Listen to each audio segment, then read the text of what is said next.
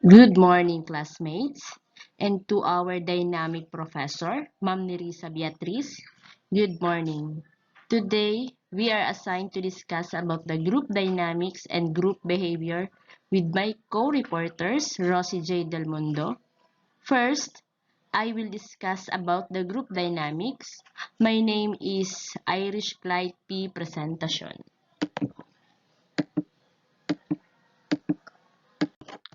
So, introduction. Dynamic is equals force. It refers to the forces operating in the group. It's concerned with dynamic interaction of individuals in face-to-face relationships. As a leader, understanding the group dynamic is essential in order to both compose and guide the individuals within a group for the purpose of successfully and efficiently completing an assignment. So, group dynamic is concerned with the interaction and forces between members in a social situation. The focus is on the dynamics of members of formal or informal groups in the organization. So, when we say group, it is the collection of people, while the dynamics, it is the force. So, this is an example of a group. This is the dynamics, which is the force. Now, let's now come to the definition. It is the social process by which people interact face-to-face in small groups. A branch of social psychology which studies problems involving the structure of a group. It's an interaction that influences the attitudes and behavior of people when they are grouped with others through either choice or accidental circumstances.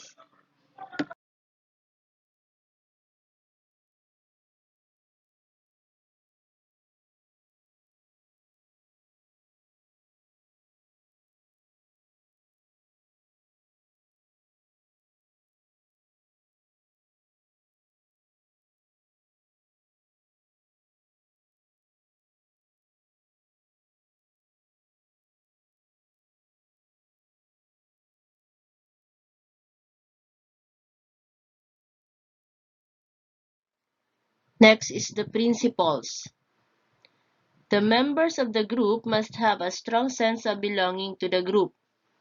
Changes in one part of the group may produce stress in other person, which can be reduced only by eliminating or allowing the change by bringing about readjustment in related parts. The group arises and functions owing to common motives. Group survives by placing the members into functional hierarchy and facilitating the actions towards the goals. Next is the group dynamics. When we say group dynamics, it refers to the forces operating in a group. It invades the area of changes that take place within the groups due to operating forces in that group. Group dynamics implies an interactive psychological relationship in which group members develop a common perception based on shared feelings and emotions. In simple words, group dynamics is the study of forces exerted by the group on the individual or by the individual on the group. Group dynamics is concerned with the study of techniques and procedures for affecting the structure of behavior of a social group. Thus, in a group dynamics, changes are brought in the behavior pattern of its members. Group dynamics implies changes that take place within groups. It is a field of inquiry dedicated to advancing knowledge about the nature of groups, the law of their development and their interrelationships with individuals, other groups, and larger institutions.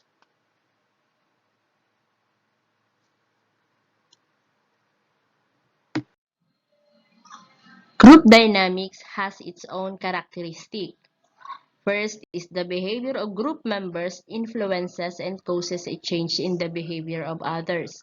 Second, group implies a sense oneness, sense and dedication and loyalty, sense of limitations, and sympathy. Third, group members have common goals, interests, and values. Next, each group has its own norms, customs, traditional, and rules. Next, ties of mutual obligations bind the members of the group with each others. Group goals, group policy, and group characteristics influence the members of that group. Last, group has always an inner strength with an objective that constitutes a challenge to the group. Factors in group dynamics. There are 9 factors in group dynamics. First is the individual goals and group goals. When we say individual goals and group goals, all groups have same goals. Individuals voluntarily join groups because personal goals can be satisfied in the group. Before a child enters the classroom, goals have been formulated by curriculum design. Those who do not accept the goals will exclude themselves from the group. It happens in the cases of problem children, dropouts, and who are expelled from school. For example, goals should be modified so that more pupils would accept them. Having a distinctive and modified goals serves to attract the group of people. Next is the cohesiveness. The term cohesiveness refers to the degree to which the members of a group desire to remain in the group.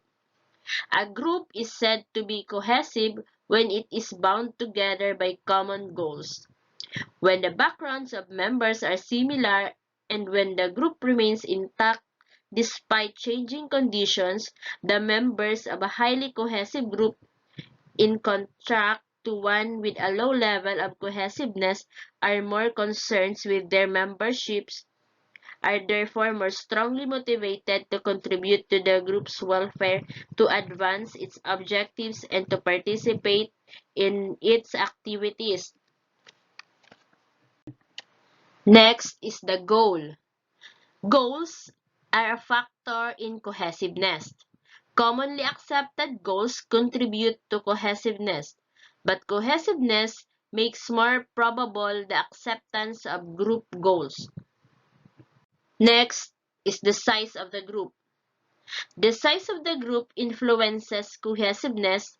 Size of the group must be large enough to present diversity of views and small enough to allow for the participation of all members. Next is the communication. When we say communication, group cohesiveness is also dependent upon effectiveness of subunit communication. Sociometric groupings increase group solidarity and other members feel comfortable with one another. Next is the participation and loyalty. A greater degree of participation in group activities increases cohesiveness. Next is the competition. Spirit of interpersonal competition should be inculcated in the pupils.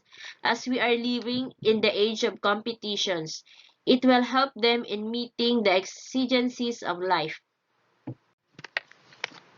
Next is the democratic procedures. The successful group actions is influenced by democratic procedures. Maximum involvement and participation of members in group activities and in the determination of objectives, encouraging and reinforcing interpersonal contacts and relation respecting for the individual specialist using techniques of persuasion, warmth, and affection. And last but not the least is need satisfaction. Group action is dependent for success on the existence of common needs. Next is the stages of group development, Bruce TUCKMAN. The forming, storming, norming, performing model of group development was first proposed by Bruce TUCKMAN in 1965, who maintained that these phases are all necessary and inevitable. In order for the team to grow, to face up to challenges, to tackle problems, to find solutions, to plan work, and to deliver results, this model has become the basis for subsequent models. So this is the Tuckman's linear model of group development. It is from forming, followed by the storming, norming, performing, and adjourning. So in the first linear model by Bruce Tuckman, it is the forming, which means that little agreement, unclear purpose, guidance, and direction. So it means that the team meets and learn about the opportunities and challenges, and then agrees on goals and being to tackle the task. Team members tend to behave quiet and independently. They may be motivated but are usually relatively uninformed of the issues and objectives of the team. Team members are usually on their best behavior but very focused on themselves. Mature, mature team members being to model appropriate behavior even at this early phase. The forming stage of any team is important because the members of the team get to know one another, exchange some personal information, and make new friends. This is also a good opportunity to see how each member of the team work as an individual and how they respond to the pressure.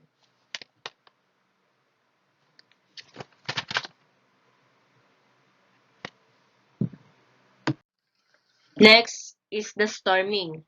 Storming means it is conflict, increased clarity of purpose, power struggles, and coaching.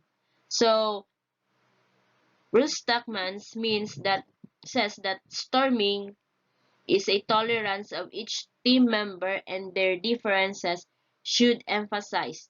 Without tolerance and patience, the team will fail.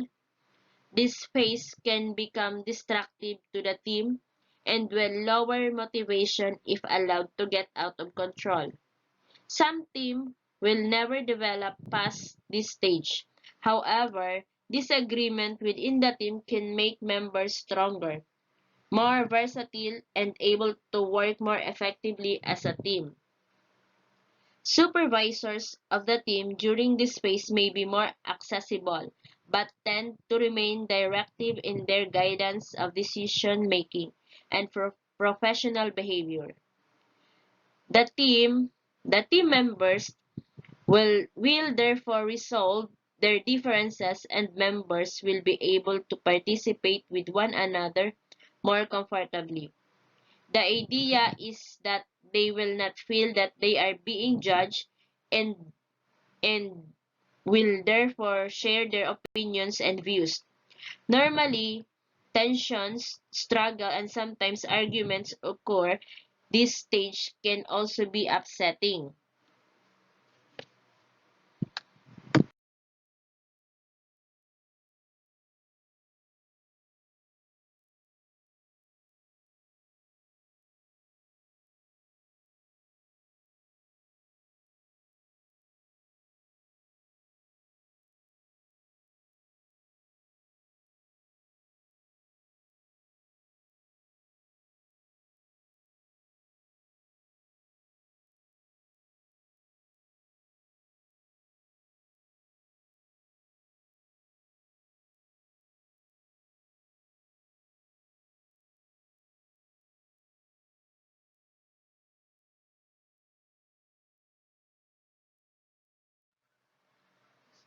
Next is performing. Performing means clear vision and purpose, focus on goal achievements, delegation. By this time, they are motivated and knowledgeable. The team members are now competent, autonomous, and able to handle the decision-making process without supervision. Dissent is expected and allowed as long as it is channeled through means acceptable to the team. Supervisor of the team during this phase are almost always participating. The team will make most of the necessary decisions. Even the most high-performing teams will revert to earlier stages in certain circumstances. Many long-standing teams go through these cycles many times as they react to changing circumstances.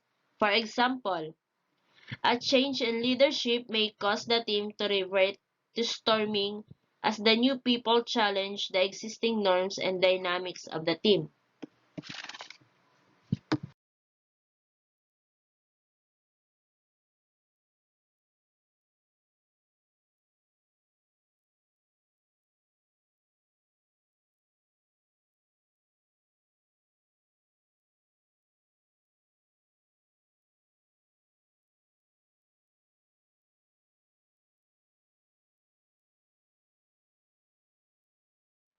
Now let's come up to the conclusion. Group dynamics refers to the understanding of the behaviors of people and groups, such as task groups, that are trying to solve a problem or make a decision. Group norms are followed and collective pressure is exerted to ensure the effectiveness of the group. The group provides a measure of support and reassurance. Moreover, as a group, learners may also learn collectively for change action. And that's all my report. Thank you for listening.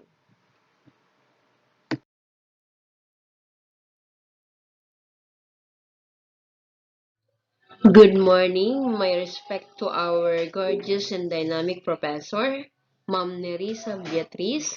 I am the second discussant under Group Dynamic and Group Behavior.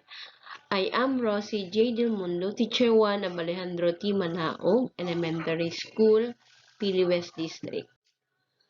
What is meant by a group? A group is defined as two or more people who interact with each other. So, what is group behavior? Group behavior is a situation where people interact in a large or small groups. It also refers to the observable action, thoughts, or feelings of a collection of people or individuals within a group of people. Types of group behavior. Number one is mass action. The second one is the communal labor service. The third one is joining protest or march. Number 4 is participating in fight. Number 5, acting patriotically.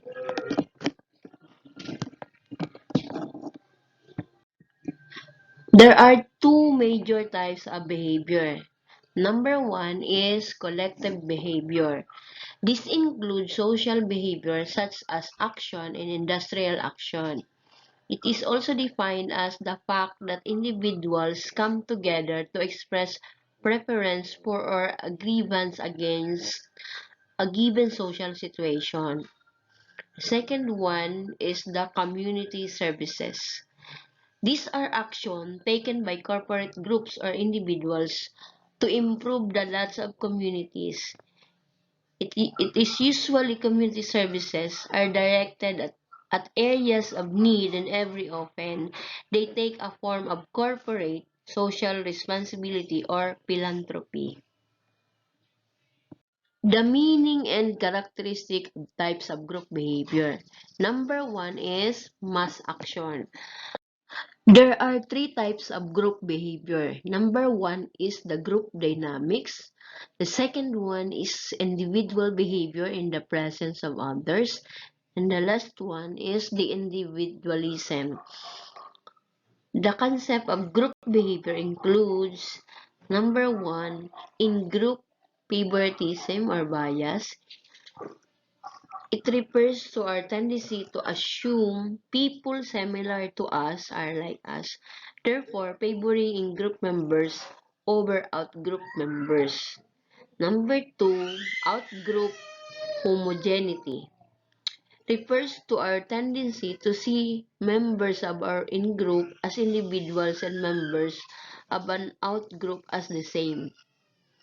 The third one is the group polarization. It's when a group's beliefs and inclination are enhanced through group discussion and decisions are more extreme than an individual's initial inclination. The fourth one is the conformity. Conformity when a person's behavior changes to match the group's behavior regardless of their own opinion. The characteristic of group behavior. Number 1 is common faith. Common faith is sharing a common outcome with other members. Number 2 is the mutual benefit. An enjoyable, rewarding experience associated with group membership. Third one is the social structure. A stable organization of relationship among others. The benefits of positive group behavior. Number 1 is companionship. Number 2 is the survival and security. Third one is the achievement. Number 4, social stability. And number 5 is the power and control. What are the benefits of group behavior? Number 1 is positive groups encourage members to come together and share in a friendly relationship. Number 2, they usually end up having love and affection towards each other. They learn how to tolerate, how to resolve conflicts and issues amicably. And the last one is the group behavior promotes interaction, unity, and the sense of belonging among people. There are 5 influences on group behavior. Number 1 is interdependence. Interdependence provides support to individuals, allowing them to strengthen, to support others, and to focus on their personal growth. The second one is the social interaction. Social interaction is any communication that occurs between people. The third one is perception of a group. The group is perceived as being able to enact goal-directed behavior, to influence outcomes, and to influence other groups and individuals. The fourth one is the commonality of purpose. Commonality of purpose is having something in common. The position, along with another or others, of a certain attribute or set of attributes. The last one is the favoritism, the tendency to offer unearned affection, benefits, gifts, opportunities to a person or group based on personal feelings. Thank you for listening.